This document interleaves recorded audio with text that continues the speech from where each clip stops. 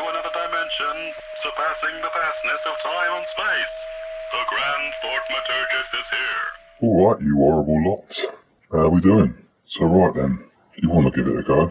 You've had a little laugh at my 5 stupid tips. Now what? Where the bloody flip do you start? There's people going around talking about books and campaigns, sandboxes, one-shots, venture this, mystery that. What are they going on about? Well, sod all that. Easiest thing to start with, my opinion, go simple, go old school, start with a dungeon. Now, when I'm saying dungeon, I'm not just talking about skanky, drippy, damp underground caverns and corridors with goblins and God knows what else. It's basically a word to describe a set area with individual rooms, limited routes, and challenges to face. Really, a dungeon, in this term, could be an old tomb, an abandoned spaceship, an old motel, a mercenary or pirate base, or even an imperial palace. It could even be a bloody edge maze if you want. But all those things, when you're in designing phase, each share more similarities than differences.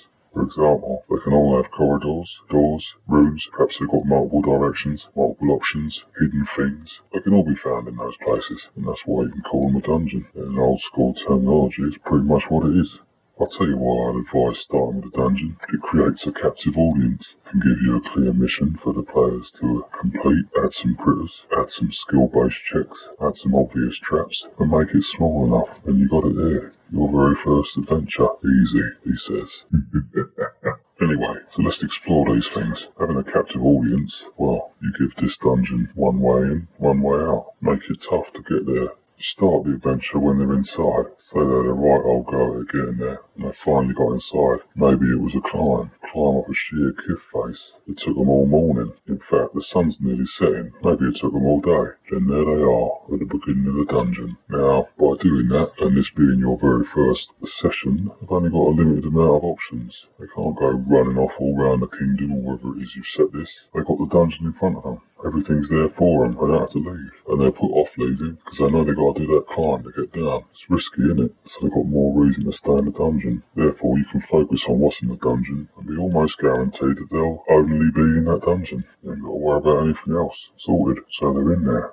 What next? Well, why are they there? Give them a clear mission. Maybe it's rescue X. Go get Y. Someone's been taken captured by whatever horrors lay inside. Maybe they need to go and get something. There's a valuable artifact in there that needs to be retrieved. Find something perhaps. It's an old tomb maybe, but legend says that the herb buried there used to carry a magical artifact that will help the current situation in the realm. You can figure these bins, just fill in the blanks, but whatever the mission is, give it a time's running out kind of feel. Maybe the person captured's only got so long before they're eaten. Maybe you need to get whatever artifact it is to stop some sort of evil sorcerer somewhere else. And there's only a limited amount of time before his ritual's complete. That way, it encourages continuation and hopefully gets rid of a bit of the old dithering. Next up, you had critters.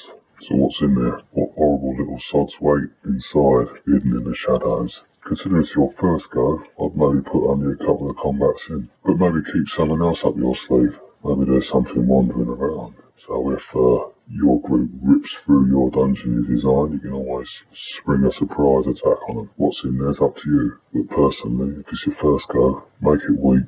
Just there for cannon fodder, you know. Let your players cut through them. Easy peasy, don't matter. The last thing you want to do is start wiping your party out. First room in, just make them super weak. 1 or 2 hits done.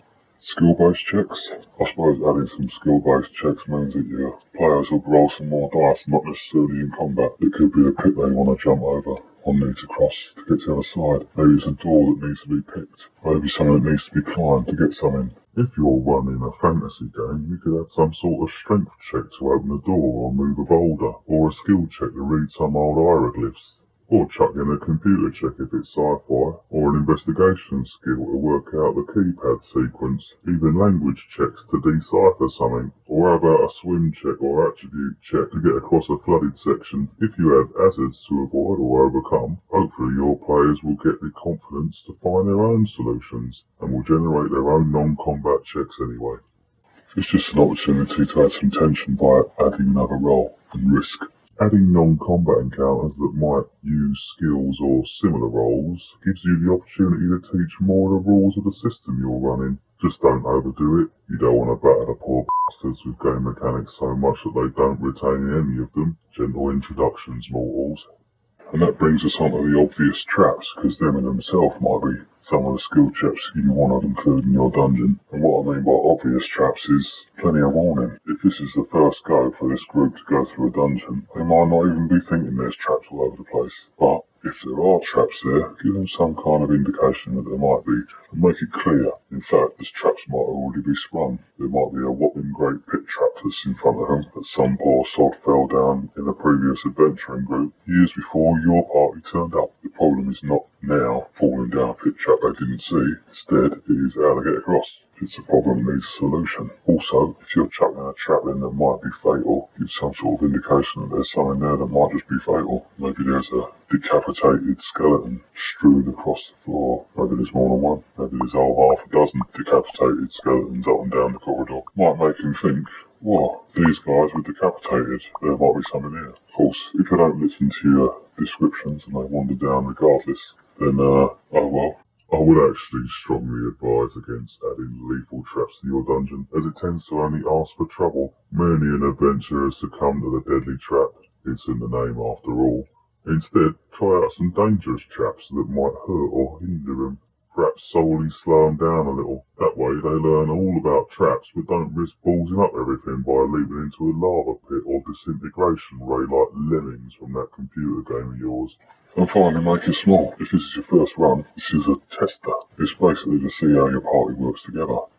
Kick the doors in, kill everything kind of group. A bunch of thinkers. Where do they seem to really come alive? Really, this first adventure's not about running an adventure per se. It's more about keeping an eye on your players.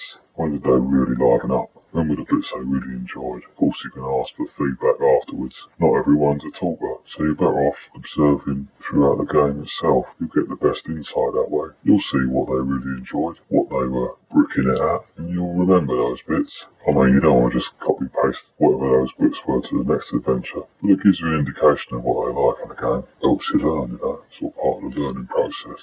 They're learning how you run a game and what they can do within your world, and you're learning what they enjoy, what maybe they don't enjoy. So yeah, that's my advice for your first one. Start old school. Get them in, get them trapped, give them a purpose. Simple as that. The less options you give on your first adventure, the more chance you got remembering the rules and learning about your group, which is the main thing, and what they like in the story. I mean, from there you can go anywhere. What advice would you give for someone starting out? What was the first thing you ran? What was the first thing you played in? Did everything go to plan? What would you suggest they run for their first adventure? Maybe you think a module's better. What do you think? Let's have a chat.